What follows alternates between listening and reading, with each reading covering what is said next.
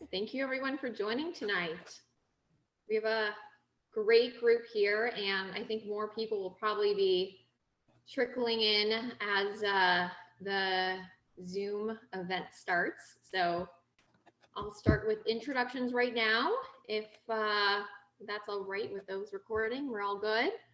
So again, thank you for joining me today. I'm Allison Silvers, your moderator, and I'm an early stage investor and advisor to startups and part of the executive committee at Techos Angels Los Angeles. And just a sentence on TCA, it's based out of Southern California, and it's one of the largest angel organizations in the US.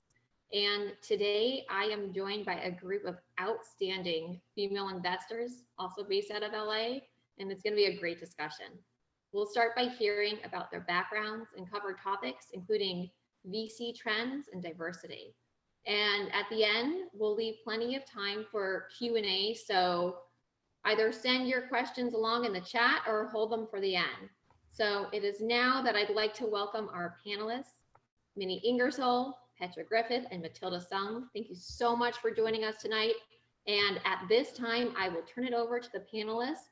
And let's start the night by asking each one of you to share your background, tell us about your current role, how you got to where you are today, and anything else you want to add. Who wants to be first? Petra. All right, happy to go first. Really excited to be here. My name is Petra Griffith. I started Wedbush Ventures a year and a half ago, about in March of 2020. And my journey to venture, I'm a product operator by background. I come out of tech. I started my career in early stage tech companies as the first product hire in 3 different startups. And I love that messiness of the early stage of figuring out what is, how do you find product market fit? How do you prioritize? How do you really understand user needs, be it B2B or B2C? And how do you prioritize against that? And how do you scale that? That's kind of what I really enjoyed doing. Then went to Yahoo, was at Yahoo for 6 years in its heyday, got exposed to machine learning. And then in 2012, I've been in LA since 2003. So I've been in LA for a while, even I've always been working for Bay Area based companies. And I wanted to stay in LA, and I joined a bank, no longer exists or has since been acquired. The brand doesn't exist, Grand Point Bank, to set up their startup banking division. And it was my first foray into the kind of startup ecosystem more broadly as something other than, an operator, a product person on the inside. And I loved working with different companies, and I loved being kind of on the capital side. And it just was a great fit for my skill set. Like, I love building product, but I really love working with lots of different companies.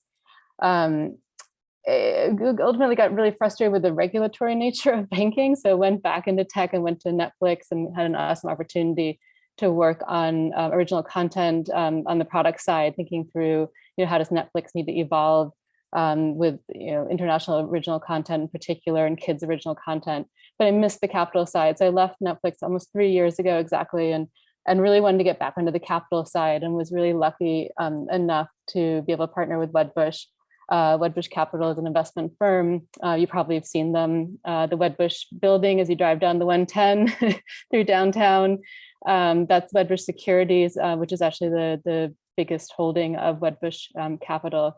And they had really wanted to get into the venture space, and they helped me get the fund off the ground. They were my first LP in my fund, have been a strategic advisor to me ever since the beginning. And so, we have been fund 1, about half deployed right now, and just love what I do. I'm generalist, seed stage focused. Do a lot of fintech, just given my time in a bank and unique kind of insight there, but also love e-commerce enablement, no code, content tech, just given my experience at Yahoo and Netflix. And so really love bringing an operator perspective to my companies. So, oops, I think you're on mute, Allison. Sure am. Well, thank you for sharing that background, and we'll ask you some follow-up questions after we get through the rest of the backgrounds here. Minnie, do you want to go next? Sure, great. I'm Minnie Ingersoll. I'm a partner at 10110. We are a seed stage fund. We like to lead seed deals based here in LA. quick version of me, I grew up here in Pasadena, and then I had the chance to join Google pretty early on as one of the first product managers in circa 2002. And I stayed at Google for a decade. And there was a lot going on at Google. It was exciting, but I would say I was squarely a middle manager somewhere at Google in the middle. And it was great. But I left Google. I was actually on maternity leave in 2013. And it seemed like the perfect time to start a startup. I had kind of thought I'd take 6 months off and really just be with my baby. And it turns out that I got antsy and I started fiddling around, and I ended up starting a company called Shift, which is a used car company. And that really changed the sort of trajectory I was on, which was squarely on the middle manager trajectory. I really liked Google, but all of a sudden, like, I had actually been to business school. So I went to business school 20 years ago. And you study business and it's all one thing, but all of a sudden I was running a company and it was a whole different thing. And that was super exciting for me. And I just learned marketing and I learned pricing and I learned finance and all those things you're supposed to learn in business school. But anyhow, so that was super exciting. And then I sold used cars for 5 years. And that was also kind of exciting. And I learned, well, okay, so I'd been at Google, I'd been in Silicon Valley, and then I started a company and we ended up raising $500 million over the course of many different rounds, but a lot of fundraising. And so I got to know VC pretty well, but really from the side of marching up and down Sand Hill Road for 5 years. And I was an angel investor. And I do think angel investing, or what TCA is doing, is really important. I think it's kind of the modern day resume. Anyhow, I was an angel investor. I started Shift. I raised a lot of money. And then I decided to move back to LA. So I'm from LA. So I moved back here and I was looking for a job is how I got into VC. I mean, like, I kind of thought that I wanted to continue to hang out with the female founders groups because that was a big part of San Francisco for me. The women had been this amazing network. And it really helped me in my career when I was like, I have no idea what I'm doing. So, and then actually hanging out with the female founders groups and getting plugged in with other angel networks, it's a lot like VC, except in VC, you get paid to kind of do the mentorship kind of stuff. So it was the perfect role for me. And I partnered up with my two partners, Gil and David. Gil had run Google's LA office for many years, so I'd known him for 15 years. Anyhow, that's kind of my trajectory here. When I joined 10110, we were kind of known, I think we were sort of, the reputation was kind of the nice and nerdy fund in LA. I sometimes worry that I'm not as nice or as nerdy as my partners, but we still tend to do a lot of software focused investing at the early stage. Usually it's not pre-seed and it's always before Series A. So it's in that sort of middle ground. That's great. Thank you for sharing that. And Matilda, do you mind sharing about your background now? Yeah, for sure. Well, first of all, Allison, TCA, thank you so much for having me. It's a pleasure to be here this evening. Matilda Sound here. I'm an investor based out in Los Angeles. I've been investing, I'd say, probably more formally for the last 5 years or so, though it feels like forever. In terms of sort of my path to where I am right now, I guess en route to VC, it's probably not been the most straightforward. It's been somewhat circuitous, if you will, much like the other stories we heard just now. I actually started my career in investment banking out in London and New York. So I spent a few years doing M&A. And then I got burnt out. I moved to the trading floor and did a bit of structuring for equity derivatives. Also got burnt out and sort of had a quarter midlife crisis at the age of 25. And I guess that's when you go to business school. So I went to California, tried to figure myself out, and I fell in love with technology. I became a product manager at PayPal. So I was working in the incubator within PayPal. So doing a lot of work around sort of new age e-commerce products for small, medium-sized merchants. Really great experience, did that for a few years, and then made my way down to LA with my now husband. And that's when I became a management consultant. So I started first at Booz and then moved over to McKinsey, and I loved consulting. I loved everything about it. I worked with a wide range of clients and sort of all things as it relates to how do we think about digital, how do we think about technology, and how does that fold into sort of overall strategic objectives that they had. It was a great time, loved the travel, but then I had my first child. And it was really hard for me, at least, to be that Friday, Sunday mom as a consultant. And so I wanted to go in-house. I was very lucky. I had a client who introduced me to the NFL and was like, hey, you should talk to them. And I was like, really? So I started talking to the league, and I ended up spending my next 5 years with them, overseeing their digital media strategy. And I think it was really at the league that I had my aha moment. My role was really around sort of thinking through, how do we service the new generation of fans? At this point, I think the league has been somewhat forward thinking. People were not going to games as often in person. People were like not watching games on cable TV. There were a ton of cord cutters. The younger generation was just different. So how do we reinvent and reimagine for this group? And so that was pretty much a genesis of my role. And that involved a lot of looking at new innovations and new types of companies. And it was all great and fun, but it was very hard to mobilize the league to do anything. I think that's like a separate conversation altogether. But it kind of became my aha moment. There's just so much happening in the world of sports and technology. And I guess that's sort of where the thesis came together. Like, hey, we can actually do something so impactful here. And so fast forward to, I guess, last year, I made a move to leave the league formally. I, along with my business partner, Sam Lee, he's ex-NBA, me ex-NFL, we co-founded Ludus Capital with the intent of investing specifically at early stage companies at the intersection of sports, technology, and media entertainment.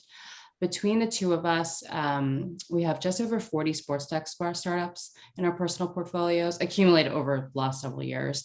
And just a few months ago, we decided we were going to formally raise a fund. And so we're deep in fundraising. We've secured an anchor investor. We've got about 10 million committed, and we're hoping to close later this year. So looking forward to the conversation today. That's great. Thank you for sharing that as well. So it sounds like most of you gave context already on what you invest in, but I'd like to ask a follow-up question, which is, if you'd like to elaborate any more on what you invest in, feel free. But my question specifically is, how much of your focus right now is on LA-based companies, and has that changed over time? Matilda, you want to go first this time? Sure, yeah. So I've been in LA, gosh, for the last like decade or so, and really just sincerely looking at sort of investing the last 5 years. So I'm a bit of a newbie, I have to say, but I have learned to appreciate so much of what LA has to offer, I guess. I think when I first moved down here a decade ago, I think people were just starting to throw around like the term Silicon Beach, which is sort of funny now if you think about it, because it really underestimates sort of the geographical like spread of the LA tech scene. I think for us, Ludus Capital, we're global by nature. Our LPs are global, international, and investment teams international. So our thesis actually involves looking beyond just domestic deals. That said, there's so much happening in LA, and I'll talk more to sort of the areas that I invest in sports tech. I think the last 10 years, we've just seen the emergence of like a lot of outfits surface to tap into the innovation within LA. I mean, beyond sort of like the plethora of like studios, venture like hubs and incubators and mentor groups and angel groups. I think on the sports side, we also saw an emergence of a couple of these areas too. I think a lot about the Dodgers ownership group. They set up Elysian Park Ventures. They recently put together an accelerator with RGA. I think LA has a lot going for us, at least from a sports perspective. It's got 11 pro sports teams. SoFi Stadium. I also think about what's come to LA and what that brings with it, right? So SoFi Stadium finally launched this year. So exciting. But SoFi brought with it a number of innovations around smart stadiums, right? So it was really great to see that come into LA. I think if I look forward, I think about sort of LA Super Bowl that's happening in LA next year. Very exciting. I think about LA 2028. I think the culmination of these events and so the presence of the area I'm operating in just presents a lot of opportunity for more talent to continue to like come into LA. That's great. Well, thank you. Minnie, would you like to go next? Yeah, for us, 50 to 60% of our portfolio tends to be LA. And it's partly deliberate, it's partly a function of pipeline, but I do think that the deliberate aspect is I think the people here are very excited about the community, and I think there's a very virtuous cycle, and we tend to think that well, we want to be part of the community, and we want to be, we give an extra look certainly to startups that are local. And we also, from a very VC point of view. So one is just we give an extra look. We want to build the community here. We think it helps our startups to have a thriving startup ecosystem because, eventually, the talent stays and migrates and all of that. And we, rising tide lifts all boats, that sort of thing. But then from a sort of a VC focused, self-interested point of view, like the valuations, I'm sure you've heard there's all sorts of craziness in the market right now. And so building a brand in LA is important to us as a fund, and trying to compete with all of Sand Hill Road in Silicon Valley is just not really feasible for a $55 million seed fund. That we try to be much more bespoke and sort of hands-on than some of those larger funds. So and I'm just so freaking excited about LA. It's fun. Like, it's just, I spent 2 decades in San Francisco where, like, honestly, you say, like, I've got a startup or I'm a VC, and people are like, so am I, and like roll their eyes or whatever. And like here, it's like, that's so cool. And there's just I still think it's, I live in Pasadena. It's not like the tech epicenter here, but like, it's fun to have a place with momentum. And I think that's the big thing that LA has. And San Francisco, I think, it's always been a little snarkier, if you will, than LA. It's just a different culture in that city. And it's fun to be a place where everyone's like high-fiving and helping each other out in a way that San Francisco sort of has we're a little grumpy, and there's a lot of issues there. Anyways, I'm just excited for the growth that LA has seen and the continued momentum, which is not slowing down at all. That's great. I'm glad to hear that. And Petra, anything to add to that? Yeah, to me, it's actually quite, I don't want to say personal, but like, I've been in LA since 2003. I've worked for Bay Area based companies. I lived up in the Bay Area. It's so tech all the time. Like what Minnie said is so true. Like, I just felt like I was always in this bubble and I couldn't escape. And I was very reluctant to move to LA. Like we always looked down on LA. And I just remember being so like, just, like you go into a party and not everybody's talking about tech, and it was just like such a relief. Like I felt like I could finally be myself and not just have to like, always be on my game and always have like my pitch ready based on who I might meet. And I working at Netflix, I felt like such a, I had the opportunity to meet with a lot of, directors and talent, and I was like so clueless, but it was refreshing. But it's super diverse. And I think part of the reason why I went into banking or went into the capital side was, I joined Overture, which was acquired by Yahoo and became Yahoo Search Marketing. It was like such a cool culture, and I loved the people that I worked with, and it was like smart, but there was like a slightly different energy than up in the Bay Area, and I really enjoyed that. But most of my friends, I would say, had to move up to the Bay Area because they wanted to kind of work on, I'm just going to call it cutting edge technology, and technology that's kind of thinking ahead and really solving big problems. And quite frankly, in 2010, 11, 12 in LA, we had like definitely some interesting companies here. MySpace, that alumni group has started some interesting companies. Demand Media was big back then, but other than that, it was like some not that much really truly transformational, and that's changing. And I love that there's more. So for me, it's personal, and that I want to make it so that more talent stays here. And I'm seeing that, and I'm seeing talent come down from the Bay Area, and it's a lot more, I won't say acceptable, but it's just a lot easier now to find talent and to really kind of build truly a great company down here. And I love the ecosystem. I love the energy of the ecosystem down here. And it's interesting because I started the fund thinking, okay, I'm going to focus on LA. I know LA. I've been here for a while. I know people here. I'm bullish on LA, and the pandemic hit March of 2020, and my first 10 investments, I don't think there was a single one based. Well, actually, that's not true. My first one was based in LA, and the rest were not based in LA. And then, like when we started to be able to meet in person, I saw that shift again. And so, I will now say there's a different relationship when I can meet a company, especially at the seed stage in person, and work with them and go to like a whiteboarding session over coffee.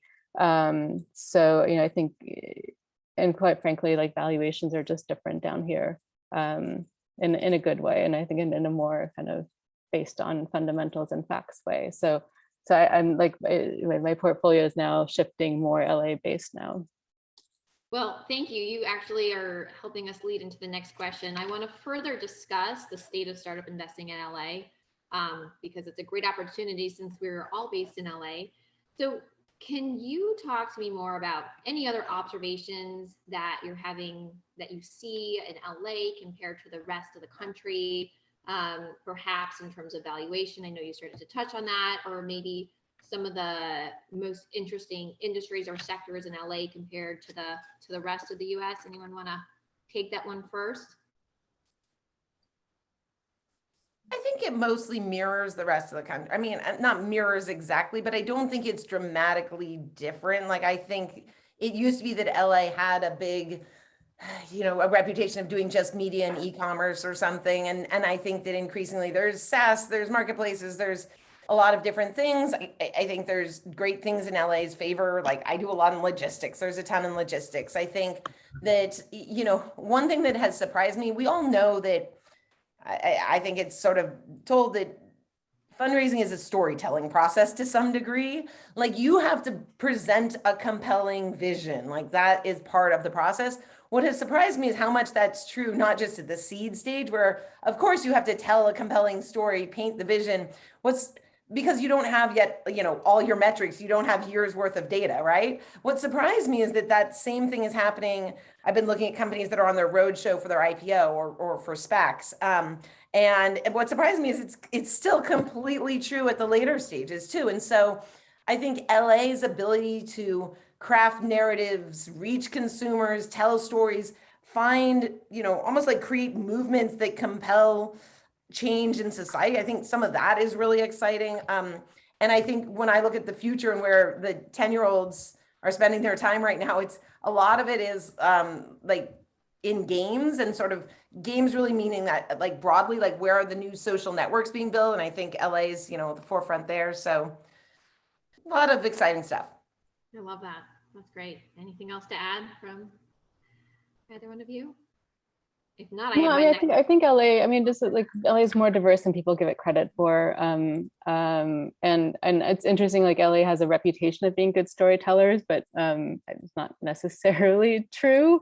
And there's a lot of deep tech, there's a lot of logistics, there's a lot of biotech and kind of more medical stuff as well. And there's actually, a lot of this talked about like the research centers in LA, and you really haven't seen it as much, but you have Caltech and you have USC and UCLA and LMU, and there's a ton of research coming out of all those schools. In addition to, like, I actually get really excited about the gaming and the social, like with Snap, the alumni network, and that's been really fun to see in a positive way compared to the Bay Area. Is that you do have these people who've done it before, who have the right connections and experiences and can be mentors, and that's been really fun to see come together. I was going to say, there's also some really fun events that LA throws around entrepreneurship and innovation. I'm sort of aged out from this, but a couple of our associates this summer went to these massive TikTok parties or something. And it's just sort of like, instead of a hackathon that you would find in the Bay Area, is this party in this like gorgeous mansion in the hills with, I don't know, wonderful, beautiful people like on their computers, like creating something. And I think it speaks to sort of like the fun vibe of LA, and, innovation, inspiration comes from many different places. And I like the fact that, we have access to those fun outlets, if you will. I think that's great. The Launch House in Hollywood or Beverly Hills, yeah. All those, which I have not been to. Do you see companies staying in LA, or are they moving out? Not leaving because like they need to fundraise somewhere else, but I see a lot more, remote first companies everywhere. I think the cost of living is becoming an issue here in LA. And that's changed. Like I go back 10, 15 years, the cost of living was a lot lower here compared to the Bay Area. And I think it's still a little bit less, and that you can still find pockets here that are cheaper than the Bay Area, but in general, I would say like there's been a lot of remote work and companies are maybe based here, but they have a lot of key talent that's in other parts of the world. Yeah, even though I think we lost probably some people at the end of the day, once the dust settles, coming out of COVID, people leaving for sort of, better, cost efficiencies and whatnot. I do think we probably like earned some people in from New York and San Francisco. So I don't know how all that nets out, but hopefully that doesn't, lead to a huger brain drain from us. That's a really good point. And as one of you said earlier, LA isn't just Silicon Beach. We have a really wide range of what we call LA. So one of you just mentioned this word, so I'm going to bring it up, SPACs. So this has been a very popular topic recently. And I just want to bring it up here and ask if any of you have had experience with SPACs, and if so, feel free to comment on the role that you see of SPACs for exits and valuations. Perhaps I was the one who mentioned SPACs. I mean, and I heard you have some experience in it too. I have some, but my experience is that Shift went public. The company I started, Shift, went public via a SPAC. So I have the experience of it as a founder. And for us, to go IPO traditionally was sort of, you had to be a multi-billion-dollar valuation company. And SPACs are, this oversimplification is SPACs are sort of enabling companies like Shift, who might be a 1 billion in valuation or, in that range. So companies just who aren't yet, oh, I'm already Airbnb and now I'm going public, right? And I think that that's mostly been a good thing. It's I think a reflection of just almost a correction of, I don't have the numbers off the top of my head, but it was something like 10 years ago, there were twice as many public companies as there are today. Give me some leeway on exactly the numbers there. But, they're just, it used to be that companies IPO'd much earlier it used to be companies could IPO when they were 800 million in valuation, 500 million in valuation. Yeah, I mean, my first startup went public and I think we had like 5 million in revenue, like quite early. And so then that changed, right? It went from you could have 5 million in revenue to you have to have, hundreds of millions in revenue. And so what was happening was all the value was being captured by private market investors. And now I think what sort of the SPAC, part of the SPAC draw is that, it's enabling more companies to go public much earlier. So maybe it's kind of swinging the pendulum back to where it was. I also think it's part of just interesting sort of liquidity and the trends between public and private markets that are increasingly getting blurred. There's definitely still much more liquidity in public markets, but there's traditionally public market investors who are now playing in the private space, and there are a lot more secondaries happening where people are selling shares in private, companies in between rounds, that sort of thing. So there's just interesting dynamics beyond just the exact mechanism of SPACs. But, there's definitely going to be some fallout, and there's already been it's also kind of a success story in some sense, which is there's been some correction. It's been much harder for SPACs to raise their pipe. So if the way SPACs work, right, is you first go on the road show and you raise your initial tranche of capital through the IPO, you raise $300 million. And then once you identify the target, you raise your pipe, which is the private investment in public entity. And those kind of dried up for a while. And so the market sort of was self-corrected to some degree. But on the whole, I think it is generally, I think, a good thing that more companies are able to go public sooner. I think that is generally, broadly speaking, a good trend. Yeah. Anyone else have something to add in? Yeah, I think what I'll add is, back to sort of what Minnie was saying around, pipe financing drying out. I also see that as sort of a mechanism that's built in the whole SPAC process to allow the market to sort of say, can we bear the valuation that's at hand, right? Coming from the sports space, we're no stranger to SPACs. I'm not involved in any SPACs or anything, but there's been a fair number that has like an athlete attached to it or some sports mandate next to it, right? But there were a couple big names recently that tried to do a SPAC. And name escapes me, but Redbird Capital with Billy Beane and Jerry Cardinelli. They tried to do a SPAC with Fenway Sports Group that owns City Football Club and I think a percentage of the Atlanta Braves.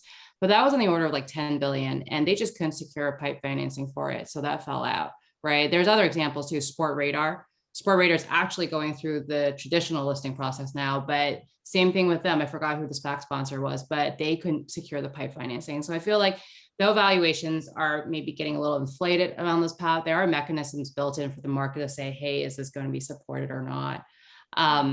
That said, I also think, like Minnie was saying, there are situations where it does make a lot of sense for a company to go through SPAC, right? I think a lot about Jason Robbins with DraftKings. It was with, I think, the Harry Blitzer guys a couple of years ago, where they went public, and Jason will say, like, it was the best thing that ever happened to him, because then during that, I don't know how familiar folks are, but in the DraftKings deal, they wanted to finalize an acquisition of SV Tech, which is their like back-end betting software. And they also wanted to go public all in the span of 1 year, which is just not possible if you were going to go the traditional route. And so the SPAC route made a lot of sense. And at the same time, like, he was new to all of this, let alone like be a public company CEO. And I think he talks about how much he benefited from just getting the support of like the Harry Blitzer guys along the whole process, because a SPAC, you really get a team with you at the end of the day. Yeah. Well, thank you all for sharing your perspectives on that. I am going to transition right now to hear more about your perspective as a female investor in your industry. I think a lot of people are interested in hearing more about your stories here. So to kick off this discussion, do you feel that you have any perspectives or insights or lessons learned that may be unique to being a female investor? You can think about it, and then who wants to go first on this? Yeah, I can kick it off. Yeah. I've thought about this a lot. I have to say, I always, like, having been in tech most of my career, I think Matilda and Minnie can probably relate to this. Like, there just aren't a lot of women, and it never bothered me, quite frankly. Like, I don't know, it's something that I know is always talked about, but I always wanted to be seen as just a qualified person, and my gender shouldn't matter. Interestingly enough, I will say that, like, my best bosses have been men, and my worst bosses have been women. Not to say they didn't have some good women bosses, but I for whatever reason did not find like it to be a supportive group. And so when I became an investor, I didn't think much about the fact that I was a woman necessarily. But I have to say, like, the support of other women investors has been tremendous. Like, as a first time fund manager, you're figuring everything out, like everything from, like, I've done the branding and the brand building, but what should my portfolio look like? What kind of back office should I use? Like, what should my infrastructure look like? How do you make investment decisions? Sure, I had a good sense of that. But just those best practices and that network and that feedback has been tremendous. And for whatever reason, I've had a lot more shared affinities with other female investors than I have had with other male investors. And I think the other thing that I have realized is, I just looked at it, I think 45% of my portfolio are companies that are founded by women. And it's not in my thesis, it's not something I clearly state that I'm looking for. But I guess I've found that there's a different kind of relationship with not every female, I don't want to overgeneralize this, but like my favorite relationships with founders, or some of my favorite, are with female, and there's just a different level. There's a different level of vulnerability I feel that they're willing to share with me that I really enjoy, and I feel like gives me a leg up. And so it's something that I'm open to. Like, I actually look, like, when I see a female founding team, it's something I get excited about, just because I think competitively it gives me a leg up, but two, that I also find the dynamic really interesting. Like there's something about that, how they look at the world, how they ask questions, how they, again, vast overgeneralization, but if you can find I find that if I can find the right female team, I just really enjoy how they approach problems, and I enjoy my interactions with them, which is something I didn't really appreciate as an investor. I just thought it was like, it's a financial decision. You give them money and you kind of mentor them, but like, you're working with them on a regular basis and really become part of their team. So how well you get along is super important. Yeah, I see that. Absolutely. Matilda? Yeah, I was just going to pick on something that Petra mentioned around sort of like how women think and just being aligned on that. And I don't know how much of this is sort of related to investor versus just what I've learned in my career as a female, but I feel like historically I've just kind of shied away from tapping into sort of, I don't know if it was intuition, but just this ability to read the softer side of things. So like really tapping into the more subjective, anecdotal, non-data driven type perceptions I have on reads of situations. I think I've just been raised in very hard industries, like technical industries that valued data-driven, data-backed perspectives. And those are incredibly valuable. But I guess as I get older, I'm like, actually, I had a pretty good read on the situation in terms of like how I thought that person handled that situation, or I didn't get good vibes from her when she was, spoken to about certain things, or how did they handle that conflict offline? Like just, and like I've shied away from participating, contributing, making those contributions, thinking that they weren't as worthwhile. But now maybe as I'm older, as I'm a mom, like I'm really into social emotional development. So it's all like, how can we like make sure we look at the whole child, and it's not all just about the technical stuff. And there's really just so much value to be had, especially now in what we do, right? Being early stage. I mean, a lot of people say there isn't that much data, so you're really betting on the people. So you damn well should have a good read on the person that you're investing in. So I guess like for me, I'm starting to grow really into that and tap into it and honor it, and just want to encourage others to do the same. Yeah, not be scared of that. Yeah. Great.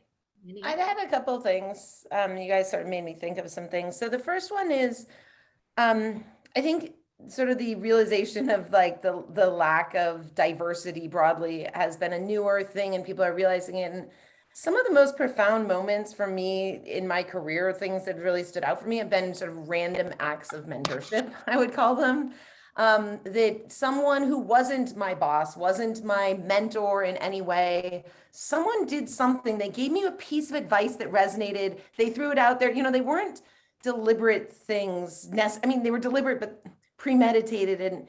And I think it's really affected my approach to the effects that we can all have, and sort of the butterfly effects, like the butterfly wings, that, you don't need to be a mentor. Like you can actually just randomly help someone, and you never know, but some of those have such dramatic influence. And that's definitely a part of my story. And an related piece of this, I guess, was Petra was talking about sort of, how our portfolios get formed. And we had a fellow on our team, on the 10-1-10 team, Austin. And Austin is a Black man. I'm a white woman. We were on a panel together. Say, we represent 10-1-10. We're both investing the same money, right? And he sits next to me, and we finished the panel, and all of the people of color lined up to talk to Austin, and all of the women lined up to talk to me. And, there wasn't any, it was just people sort of lined, they wanted to talk to the person that they sort of related to on that panel, even though we're the same check writing. So I think there's a lot of value to having more diversity here. And I think a lot of it goes to what Petra was talking about, the communication. And, I think, I sort of think of an audience people who might be fundraising. And one of the things I sometimes say is you really can ask for advice when fundraising. And it's hard, Crimea River, it's hard as a VC, but it's sometimes hard to give real advice or real feedback, because a lot of times the reason we pass, like people will say, the reason we invest is because of people. Well, it's also the reason we pass. But you never write in your pass letter, I'm passing because I was not that impressed by you and the team, right? Like that's never what you say.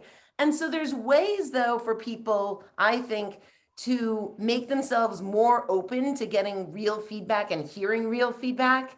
And if I'm the VC, which I am now, I'm very hesitant about saying things because I don't want to, one, I might be wrong. Two, like, I don't want to demotivate you from your journey.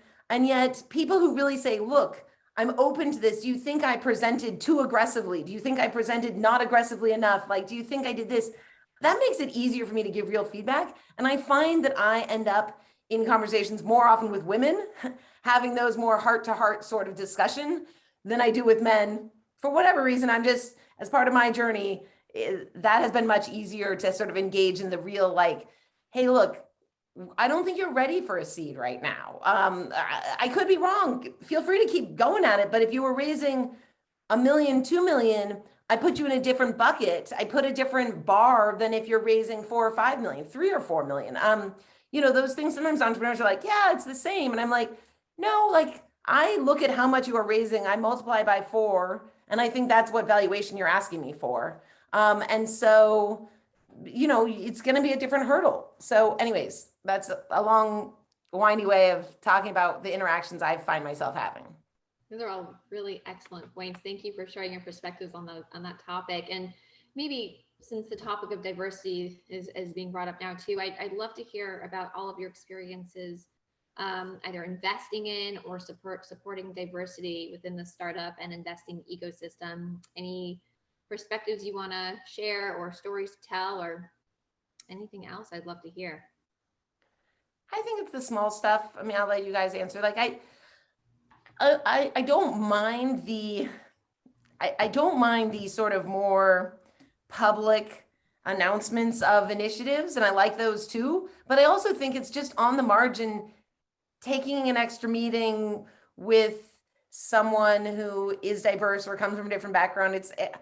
VC doesn't scale. Like, it's still just where you spend your time, and, you know, and you're on a panel and you say, am I going to be the only white person on this panel? Because I'd prefer to, you know, have more diversity around me. And just I think it's a sort of a constant pursuit that we all have to keep top of mind.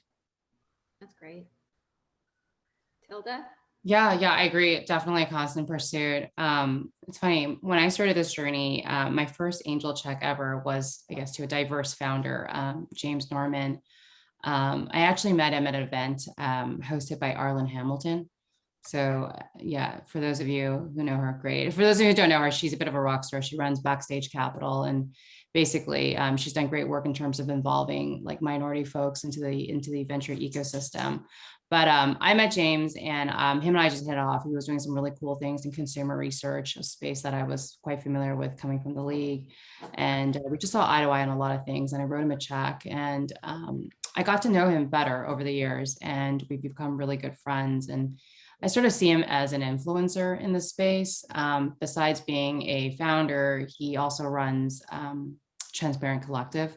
It's an accelerator up north, which promotes underrepresented founders into the ecosystem.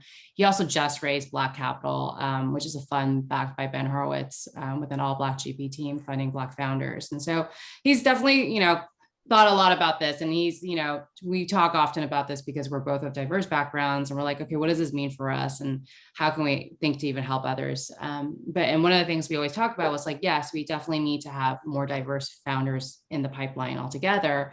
But I think just as importantly is just having diverse investors. So sort of to Minnie's example earlier, where like all the females went to her and all like the Black males went to him, Austin. It's sort of off of that thesis, right? Like, I think if you have a diverse group of investors, we're just in a better position to attract, understand, support the diverse founders that we have in our base. So our investment team, I like to say we're over 50% people of color. So we're pretty proud of that. Me being us being the sports space, we see a number of like athlete entrepreneurs, and they are like no stranger to bias, as you can imagine, right? They often are not white. They don't come in with like fancy HBS, GSB degrees. They know how to run a ball, but people are like, do you know how to run a business, right? So one of the things we're trying to do right now is this program where we allow athletes to come and basically shadow us in the investment process. And the whole idea is really, how do we break down the barriers to information around this sort of, and demystify all the steps. Who do you need to meet? What artifacts do you need to have? What are the questions being asked? And really just help them build the confidence that they may not have necessarily built on field. So we're pretty excited about that program. But I think, sort of to Minnie's point too, like, we've certainly valued diversity, but it's not really a separate criteria set for us. I mean, for us at the end of the day, we're looking for phenomenal people doing extraordinary things in sports, and like sports caters to such a wide audience, and us being the folks who fund the innovation for sports, it's only responsible that it represents the audience that it serves. So yeah, diversity is definitely a continuous thread in our eyes. That's really great. And Petra, anything to Yeah, add? I don't know if there's much to add. I mean, the one thing I'll just say, like, I mean, 2 points. So one, like, diversity is what makes you unique and different. And that's what you always look for as an investor. Like, how are you uniquely qualified to solve this problem and launch this company? And what unique insight do you have? And I find it's the people who come from slightly different backgrounds, have had to hustle, for lack of a better word, because they've had lots of hurdles in front of them. Like, those are the people you want to back. Information is absolutely an issue, like access to information, access to the network. And so I think initiatives are great, but I also think it's the small things. It's like just being aware of it and being able to lean into that, and just being like, okay, is the essence here right? And with some, capital and mentorship, can they get there? And I guess maybe it's my personal experience, like, as a woman, like, I never liked being called like, a woman, as in like, you're different, because it always felt like I had an asterisk next to me. And so I guess from my perspective, I always try to look at like the person and what do they bring to that problem. And I always find, like, I mean, I think like 80% of my investments have a diverse founder. And I think it's just, you naturally, if you're looking for somebody who has a different perspective, you're going to come. I mean, yes, we should be more open-minded, but I think you're just naturally going to see more diverse people in tech. And that's why I love tech, quite frankly. It's like, it's not easy to break into, but I think if it is more, I think you can argue this, but I just think if you have an idea and you have energy, like, there are the resources here to do something and to build something, and that's what makes it really fun. Yeah, these are all really great answers. Thank you for that. So I realize that we are almost at the top of the hour. So what I am doing is going to go into the audience now and look at a few questions, and probably we'll have time for a couple. So if anyone has any other questions, chat them in the box to us all, and we'll go through a couple. So what's your advice for getting into investing? One person writes, I've invested as an angel, and is that the right path before joining or starting a more formal fund? Yes, I think that's a great path to start. I think if you're probably a member of TCA. If not, you should join. I think that's a great starting point. The best way to learn is really just to start doing. That said, I think there are some great resources out there. I think nowadays there's just so much available, right? Like, there's so much education, information, with Angel List that's popped up too. So if you're not familiar with Angel List, take a look, get on there. You need to be an accredited investor. But if you are, you can get on there, you get access to so many deals. You don't need to invest. The lots can be so small. It's like 1,000. You probably should read the book Angel by Jason Calacanis. He's great book right there. I think he tells you, like, don't write checks more than, 1,000 or 10,000 right off the bat. Just keep it small, right? And just have fun with it, and go and do stuff, and track yourself. That's one thing I would say. Always track yourself. When I started doing this, and I think Jason and others will talk about it too, like, have an Excel spreadsheet of everybody you talked to and everybody you said, yes, I wrote a check for, or no, and why. And then go back there like 6 months, 9 months, a year later, and see, like, how did you do? Like, what was your batting average, right? So yeah, I would just err on the side to action, bias for action. I love that. That's great. What are some hot sectors right now in venture? Who wants to take that one? Not me, because I just think everything's hot. I don't think you could name a thing that's not hot right now. Everything is hot. Oh, it's like crypto? Yes, crypto's hot. Female founders, yes. Female founders are hot. Climate tech is back. It's hot. Vertical SaaS is hot. Everything's hot. The only other thing I would add to like just getting is to the angel investing. I think I said like your angel investment portfolio, it's like your resume nowadays if you want to get into venture. But I also think I've seen some people who are really getting themselves into the flow. Like, obviously I'm here tonight, but generally I won't do a lot of evening things because it just takes me away from my kids. You know what? You're young, you don't have kids, you're, getting your MBA, whatever. Go to the pitch nights and understand then what the different VCs in town like. Because like we had someone who was working with us who just got to know what we like, got in the flow and started sending us companies. And then we did our first investment that they had sent us and we're like, whoa, we got to pay attention. And like, we know very well who sends us what deals. And like people who get in the mix and start knowing what the funds in town like. I thank you. I think Allison for putting my podcast in there, but I went around and got to know all the other funds in town because there's so much, even as a VC, not just as someone who wants to get into VC, you need to know who your co-investors are. You need to know who's upstream, who's downstream, which accelerators are really producing good companies that are in the sector you like. And so getting a sense of the ecosystem and then putting yourself into the ecosystem in all different directions. And like being like, hey, Minnie, I'm going to go to these pitch days so you don't have to, and then I'll send you the good ones. I'm like, great, love it. Yeah. I was going to say the exact same thing because like I think angel investing, even like $1,000 check, like you still want to be able to write 20 of them at least to diversify. And, depending on where you are in your career, like that's a lot of money. So, I think what I've seen people do really well is exactly what Minnie said, is like really get a lay of the land, going to all the different events or coming back in person. And then putting like SPVs together and understanding, with angel investors, like what they like and the funds, what they like. And, as a fund, you always love kind of seeing something that you didn't see and that's interesting and knowing kind of and getting a reputation of and really understanding quality. I'd really think about that quality, like really understanding like what do you know well, and not just become like a deal junkie putting anything out there, but really kind of understanding certain segments and showing that you know what you're talking about. And as all of us have just been through or going through, or I think we're allowed to say something like this, but the only requirement to go from being an angel to a VC, like if you want to go join a fund, that's a different muscle. If you want to start a fund, you need access to capital. That's the only real criteria. You can have done no angel investing. You cannot know anyone in the ecosystem. If you happen to have $50 million, you've got a fund, right? So the real only criteria is, do you have the ability to have capital to invest? So if you want to start your own fund, you need to start getting to know where that capital is coming from. Where's that? And yes, if you led the seed round in Robinhood, you're going to be more likely to attract capital, but you still need to get to know the people who might give you the capital. Yeah, really good points.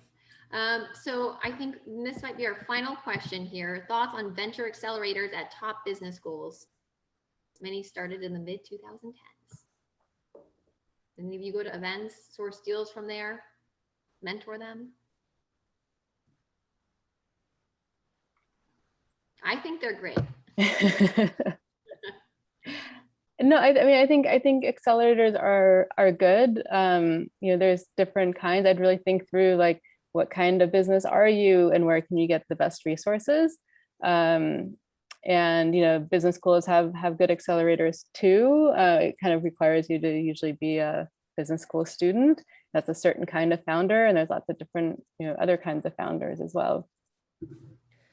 Yeah, I mean, look, generally, accelerators that don't take equity, no big harm in those, right? The accelerators that take significant equity, there you have to start thinking harder about what you're giving up. But if it's a no equity thing, then I think StartX is the best. StartX is great. I'm sorry, I'm just reading the comments here. And yeah, I mean, I think that there's not a lot of downside if they're not taking equity. But to Petra's point about you got to be in business school, the thing I don't like is you need to get the confidence that there is no secret handshake that you're missing out on. But you don't need to also feel so much like there's a formula, because there isn't a formula. And so occasionally you see people coming out of accelerators or business schools or something, and it's like, they've got the Tam, Tom, Sam slide, and they've got the this slide and the that slide. And at some point, I just want them to look me in the eye and just explain the thing and make me believe that it's huge. And I don't really need a business school level of analysis. I just need the real heartfelt sort of vision to be explained to me. So, but sometimes those are necessary to go through the accelerator to realize that there isn't a secret formula that you're missing, because you're not, because actually the best people look sort of unique and don't look like the cookie cutter Tam Tom Sam slide that like is sort of the template that is given to you. It might look a little bit more personal to what you're actually building. Well, that's great. Well, we are at the top of the hour. I will pause and offer the panelists one last chance to offer any piece of advice that they haven't yet offered, knowing that we have quite a diverse audience here, investors, students, entrepreneurs, and thank you all again for joining. So any last piece of advice? I think if it's advice around sort of getting started in investing, I'm just going to reiterate bias towards action. Whether it's attending the events, the panels, accelerator demo shows, writing a check, getting on an angel list, attending events like this, signing up for TCA, just write a list of to do. You'll find there's actually quite a bit to do. And like by the time you reach your like fifth item, you're like, okay, you have a base set of knowledge upon which you can kind of build further on. So bias for action. Okay. Yeah, I mean, I think the one thing that I noticed and just looking, at everyone's background is like we've all been operators, and you don't have to be an operator to be in VC, but I personally found that really helpful. So everyone always asks me like, how do you get into VC? And so yes, everything that both Matilda and Minnie said in terms of, getting into the deal flow, understanding the market and the ecosystem, and also having access to capital. But I'd also think about like what makes you tick. Like an investor, you're constantly like thinking through like, what is my investment thesis? And the more you've seen and the more you've done, the better decisions I think you make. And so, go take a chance and work for a startup or do something that's outside your comfort zone, learn. Like Minnie said, like you're looking at different sectors every day and different kinds of companies, and it's that intellectual challenge. Like try to find positions or find roles where you can kind of stimulate that and hone that. I was gonna give really tactical advice. I was gonna say like, take the fund size, divide by 50. That's the size check they want to write, give or take. Like do smart outreach. It actually works. Like stupid outreach is like writing to me about your Series B company in cannabis. Well, actually we do software and we don't do Series B and whatever. And I get a ton of those pitches, but like smart out. I mean, I don't want a 10-point drip campaign, but it kind of works. The reason salespeople do those things, they do kind of work. If you smartly outreach and smartly say, you are the person I really care about reaching. Like, I know you would love my thing. Like, and let me tell you, and you really, and like, if it looks like a form letter that went to 100 people and it is the wrong pitch, it doesn't work. But like, that sort of stuff. But, the other flip side of advice is just it's something like, God, my startup journey was such a roller coaster. And if I could look back and give myself advice, it would be like, it will work out. It's not always fun, but like, you have to show up and tell the truth and just hope for the best and get through the down times because the good times are good. And I sort of wish I'd caused myself less stress over the journey of it all. Well, really great. Well, I'll pause here. And first, panelists, thank you so much for your time and sharing your wisdom tonight. I think this was really, really fantastic. And thank you to TCA for organizing. She went to get sandals. She put on her sandals. We are getting some background noise. And one thing before we wrap up, I know that there are some people here who are interested in either joining TCA or a startup that might be interested in applying for funding. Reach out to any of us. Also check out the TCA website if you are interested in joining TCA or looking for funding. And we have other events coming up. I believe they are in our chat box, so you're welcome to check that out too. CO is the next one on October 14th. And with that, I will wrap up. I hope you all have a fantastic evening, and again, panelists, thank you so much for being here. Really fantastic stories. So thank you. Thank you. Thank you, Allison. Thank you. Thanks. Thanks all. Thanks, Allison. Thank you. Yeah, thanks, Allison. Thank you all. Thank you. Bye.